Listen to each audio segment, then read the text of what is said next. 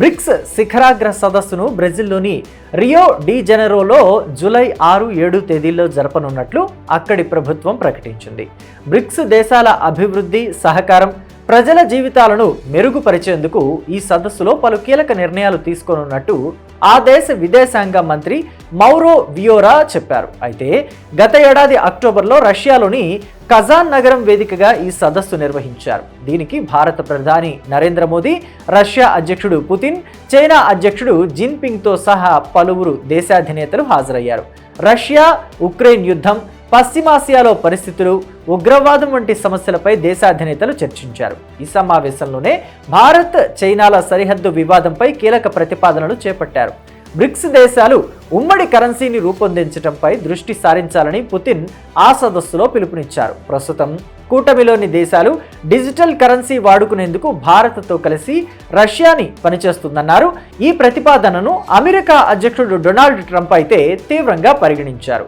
డాలర్కు ప్రత్యామ్నాయంగా మరో కరెన్సీని వాడకంలోకి తెస్తే ఆ దేశాలపై 100% సుంకాలు విధిస్తానంటూ హెచ్చరికలు జారీ చేశారు. బ్రిక్స్ అంటే ఏంటో తెలుసుకుందాం.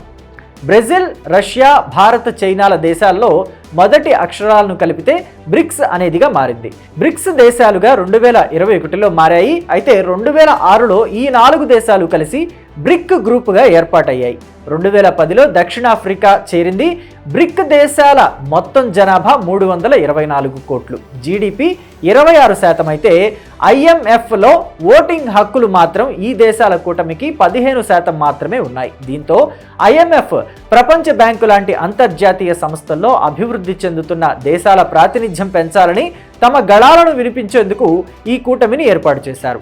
ఈ బ్రిక్ దేశాలన్నీ కలిసి $250 బిలియన్ అంటే 20.78 లక్షల కోట్లతో న్యూ డెవలప్మెంట్ బ్యాంకు NDBను ఏర్పాటు చేసి అభివృద్ధి చెందుతున్న దేశాలకు రుణాలను సమకూర్చుతున్నారు. బ్రిక్స్ కూటమిలో సభ్యత్వం లేని ఈజిప్టు, యునైటెడ్ అరబ్ ఎమిరేట్స్లకు NDBలో సభ్యత్వం ఉంది.